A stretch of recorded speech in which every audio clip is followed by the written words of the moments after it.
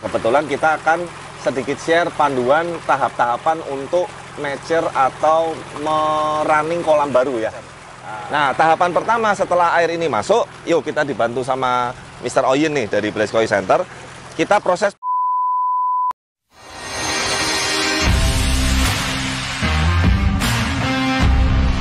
yang running nyok, top nyok.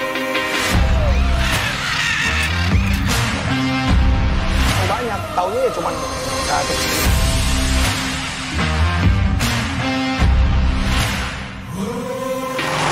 Oke, halo teman-teman semua, Bless People, apa kabar? Semoga sehat-sehat selalu.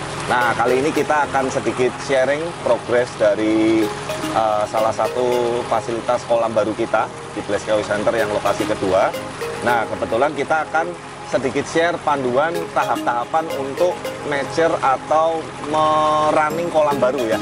Nah, normal. Jadi buat teman-teman, ini kemarin sebelumnya kita udah proses rendam air dulu, mungkin di video sebelumnya ya.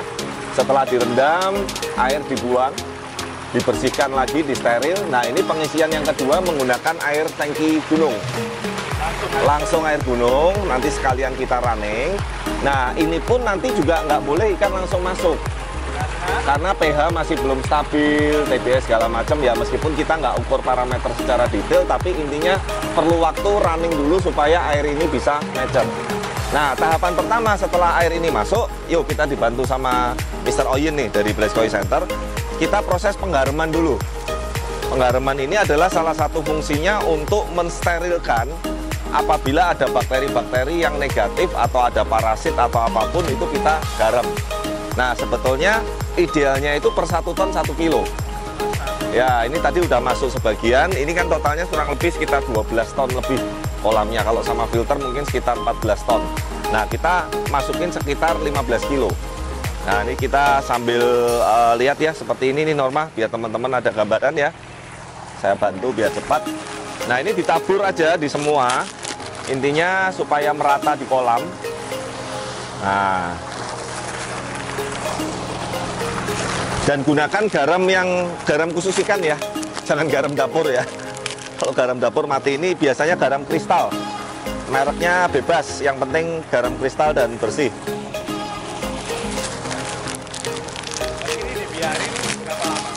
Kayak gini running kurang lebih sekitar 4-5 hari ya. Nanti disirkulasi, diputar juga. Nah, kebetulan kita hari ini juga mau setting kelistrikan sama setting aerator, pompa, UV, ya, media udah diinstal. Nah, sekarang kita masuk ke tahapan filternya. Apa aja sih filter yang standar, yang simpelnya? Nah, intinya media filter ini ada dua macam teman-teman, mekanik dan biologis. Nah, yang mekanik yang pertama, chamber pertama ini kita gunakan yang namanya sikat brush dari Matala. Ya, ini fungsinya adalah menyaring filter awal dari kolam, sehingga nanti kotoran-kotoran segala macam itu akan tersangkut di sini dulu nih. Nah, ini modelnya kita model double wall. Double wall itu sistem chamber yang biasanya kan bisa menggunakan pipa dulu banyak seperti ini. Ini kita pakai double wall. Jadi air nanti akan pindah ke sini yang bersih, masuk ke yang kedua ini, atas bawah prinsipnya. Nah, yang kedua ini chamber mekanik juga, di shoot Norma, biar teman-teman bisa lihat. Nah, ya. Nah, ini namanya adalah jet mat. Jet mat atau busa biru lah kalau orang mau ngomong gampangnya. Nah, ini selain sebagai filter juga, bisa juga sebagai bacteria host yang mekanik. Yes. Nah, sebetulnya nanti yang sering kita backwash itu adalah dua chamber ini.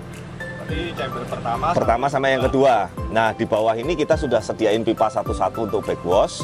Kemudian itu fungsinya untuk mengurangi amoniak, membuang amoniak yang di bawah. Nah, kita misalkan mau bersihin pun tinggal semprot dari atas.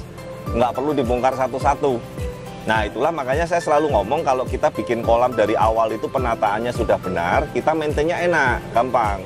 Tapi kalau dari awal udah salah, ya isinya banyak repotnya, banyak capeknya daripada happy-nya, seperti itu. Oh iya kok, mau tanya kok. Nah, ini kan sama, fungsinya sama ini, buat nyaring kotoran. Betul. Kok nggak dibikin dua, ini sama ini sama? Karena yang ini nanti bisa jadi rumah bakteri, sehingga minimal air yang kesini udah lebih bersih. Kan tahapannya begini, air dari 1, 2, 3, 4, yang paling 4 ini nantinya air yang paling bersih. Berarti otomatis dari segi lubang-lubang biar nyaringnya lebih kecil. Ya, jadi saringan pertama sih fungsinya di sini di brush. Yang kotoran yang agak besar. Agak besar, kotoran melayang, kotoran lembut, ganggang, alga, sisa kotoran makanan dari koi. Nah itu semua nanti akan nyangkut di sini. Nah kemudian pindah ke sini, ada yang tersangkut juga, pindah ke sini bersih. Nah yang ketiga, chamber ketiga, ini yang biologis. Nah kita menggunakan cube. Nah seperti ini. Ini sekarang saya lagi menggunakan ini karena ini selain kuat banget nih, Norma, nggak gampang hancur ya dibandingkan media-media biologis yang lain, dan dia punya pori-pori ini sangat bagus sekali. Nanti foto video demonya kita masukin ya, termasuk brush, jet mat maupun yang cube-nya ini. Nah nanti kalau teman-teman memang terminat untuk media cube ini, kita sekarang sudah mulai ready juga. Tapi hanya beberapa media dulu saat ini yang kita memang sudah sediakan. Sebetulnya awalnya saya hanya menyediakan ini untuk kebutuhan customer yang membangun kolam dengan kita, karena biasanya kan media apa itu include, tapi sekarang banyak permintaan dari luar ya, sekarang kita juga mulai sediain ya. Nanti kita nggak akan bahas detailnya kali ini, tapi nanti next video kita akan bahas per media, fungsi-fungsinya dan kelebihannya itu apa gitu. Nah ini ditata seperti ini. Wah ini harganya agak lumayan bunyi ini, Norma ya. Di nggak sampai atas tuh. Ya ini cukup sih sebetulnya, jujur, karena kita ngirit budget dulu, Norma. Bisa, nanti udah running jalan, kita perlu nambah. Nah enaknya media biologis yang ini, kita bisa fleksibel sesuai kebutuhan dulu. Saat ini saya coba 50% dulu. Nah 50% ini nanti kalau memang kurang kita tambah lagi gitu. Jadi kalau udah mumpuni ya? Udah mumpuni ya cukup. Jadi nanti kalau kita ibaratnya memang ini aja nih, ini kemarin ngisi media doang apa belum sama peralatan ini udah hampir 30, Norma. Iya lumayan banget, ini motor 2 ya, motor apa ya gitu ya. Nah tapi intinya sekali lagi kita kepengen hasil yang maksimal gitu loh. Jangka panjang ini sampai 10-20 tahun juga kita nggak ganti kok. Jadi makanya daripada saya pakai media yang murah-murah, sebentar ganti, sebentar bersihin, sebentar apa repot kan, mendingan kita pakai yang terbaik ya. Bahkan kita kalau bikinin kolam customer nih ya standarnya seperti ini standar paling jeleknya segini nih gitu. Bahkan ada yang lebih upgrade di atas dengan menggunakan unit RDF dan segala macam sealer, itu nanti fleksibel sesuai kebutuhan customer gitu, kita bisa ikuti. Nah yang terakhir keempat ini sebetulnya nanti ada satu media juga, cuman ini kebetulan datangnya agak telat. Jadi nanti kita akan update belakangan. Ini nanti juga biologis juga, chamber keempat. Sama kayak ini? Sama ya. Oh enggak beda. Modelnya coklat, nanti kita cantumin videonya ada. Videonya ada, demonya, apa sih kelebihan media yang biologis yang di chamber keempat yang bentuknya seperti kayak mat kecil begini. Itu salah satunya sebagai rumah bakteri, sebagai suplai oksigen juga, dan bisa juga untuk mengurai nitrit-nitrat amoniak menjadi air yang bersih. Seperti itu. Nah nanti UV kita taruh di sini. Ini pompa, dan pompa ini terbagi 2 ya, nanti di air terjun dan di arus. Nah kemudian lubang backwash per chamber ini yang diinjak Norma ini, itu namanya bak kontrol. Nah nanti di sini bak kontrol sudah ada per pipanya sendiri-sendiri. Kita sesuai kebutuhan mau kurangin yang mana, mau buang yang mana, itu nanti kita langsung buang ke sungai. Tinggal nanti isi air lagi, seperti itu kurang lebih. Nah nanti setelah kita proses penggaraman dan kita putar air ini kurang lebih 1 hari sampai 2 hari dulu, Norma, supaya garam ini netral dulu. Nah ini nih host kita nih datang nih, lagi mau bagi tugas, kita mau install juga. Nah baru nanti setelah itu kita masukin yang namanya bakteri starter. Nah bakteri starter ini kita taruh nanti di chamber biologis. Oh berarti nggak ditaruh di situ? Nggak, di sini lebih efektif. Nah, tapi nanti karena kalau dikasih sekarang, tahu nggak kenapa nggak boleh? Bukan mati dong kena garamnya. Kan garam fungsinya salah satunya selain netralisir, dia juga membunuh bakteri positif maupun yang negatif. Nah jadi nanti 1-2 hari udah running, udah mulai garamnya hilang netral, baru kita masukin ini. Gitu. Berarti ini kan diisi full sama yes. Kita tunggu 1 hari sampai 2 hari. 1 hari sampai 2 hari running dulu nanti. Air habis itu dibuang atau masih? Oh enggak, tetap air ini dong. Kan ini sudah air gunung final. Ya, tapi tetap harus nunggu sirkulasi mature dulu 2-3 hari. Kita masukin bakteri starter. Kita lihat, nah ini biasanya memang harus pakai alat ukur, tapi saya pakai mata biasanya. Pakai mata, pakai feeling, saya lihat, oh ini air udah oke, baru kita masuk ikan. Sesuai standar juga masuk ikannya, Norma. Jadi ikan pun tetap harus melalui proses karantina. Meskipun oh ini kita tinggal nyebrang kolamnya nih sama yang di Blaze koi yang blok L ya nggak bisa, tetap harus karantina dulu. Masih satu komplek. Yes, tetap lebih amannya karantina dulu biar dia kotoran bersih segala macam, baru nanti kita masukin. Wah ya ini asiknya di sini nanti. Nanti tunggu video berikutnya saat kita masukin ikan. Nah saya itu tahun 2011 ya Norma ya, saya punya kolam tuh kecil banget. Itu kolam tuh sekitar cuma 2-3 ton. Itu pernah saya isi ikan tuh sampai 100 ekor, kecil-kecil semeraut tuh. Tiap hari ada yang mati lah, ada yang inilah, wah ya itu tapi proses belajar. Tapi yang saya kerasa semangat itu adalah sewaktu kolam kosong ini, ya kita nanti mau masukin milih-milih ikannya, wah itu paling enak. Wah itu paling seru. Ini Mbak Oyun juga semangat banget itu ya. Bisa buat berenang nih kok. Ya ini bisa buat berenang nih. Nah pastikan airnya kualitasnya sumber airnya yang bagus ya teman-teman ya untuk pertama. Nah nanti kalau untuk maintenance-nya kita bisa pakai air yang menyesuaikan lah. Intinya yang sumbernya bagus airnya seperti itu. Nah ini ada pertanyaan lagi Kak kira-kira nih? Ya simple kan ya, gampang kan ya? Ya prosesnya tahapannya ini. Yang penting satu teman-teman, jangan terburu-buru. Semua yang namanya kan kolam koi ini bukan cuma kita main air, ada oksigen, ada air terjunnya, bukan Norma. Ini kan kita nih lagi membentuk habitat ikan, ngerti nggak maksud saya? Habitat ini kan tempat hidup. Nah habitat ini perlu proses untuk dibuatnya. Nggak bisa instan, hari ini air masuk langsung habis ini jebret ikan masuk ya kaget. Itu loh, ada habitatnya.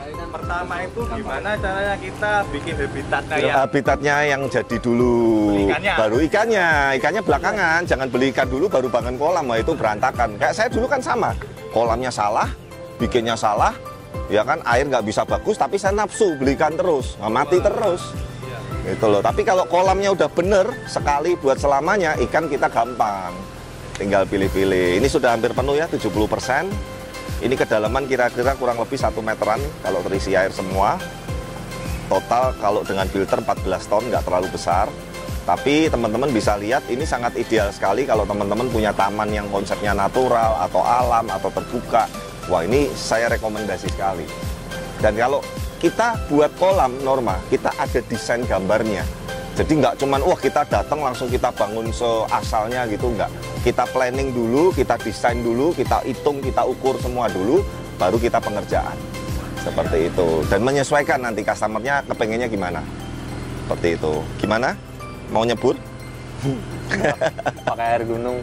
Ini sudah air gunung ya. Ini mungkin sekitar hari ini kalau running, berarti besok hari apa ya? Minggu, Senin. Semoga sebelum malam tahun baru ini udah bisa running ya. Udah bisa masuk ikan. Kita nanti rencana mau berbekiwan, kumpul-kumpul nanti semua tim Blaze di sini. Ambil kita ibaratnya review 1 tahun ini apa yang perlu kita perbaiki, apa yang perlu kita benahin. Nah, semoga ini kolamnya udah running, udah ada ikannya. Makanya tadi saya buru-buru kepengen ini segera diisi, di running karena saya ngejar waktu supaya malam tahun baru ini udah beres gitu. Lampu juga segala nanti di setting ya. Udah. Nah, begitu ya teman-teman ya.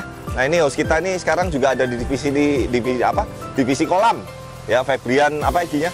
Febrian Saputra. Febrian Saputra. Yang mau nanya-nanya kolam, mau nanya-nanya ikan segala macam bisa langsung hubungin Febrian juga atau di kontak kami di Blaze Koi Center atau bisa juga hubungin tim Blaze Channel. Intinya kita satu grup semua sih.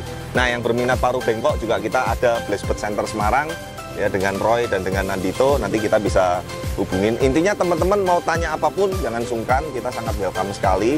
Dan kalau kita bisa bantu jawab sebisanya mungkin kita pasti akan bantu seperti itu. Ya oke ya, langsung kita kerja ya supaya cepat kejar target, supaya cepat running ya. Ini udah mau penuh. Kita segera pasang pompanya nih di sini sebentar lagi. Pompa, UV, terus apalagi aerator, arus. Nah mungkin 1-2 hari lagi nanti baterai starter ini baru masuk. Ya, oke, thank you banget yang sudah menonton. Ikuti terus perkembangan dari video-video kami. Semoga bisa menginspirasi dan mengedukasi dan menghibur. Dan jangan lupa dukung terus, like, comment, subscribe. See you.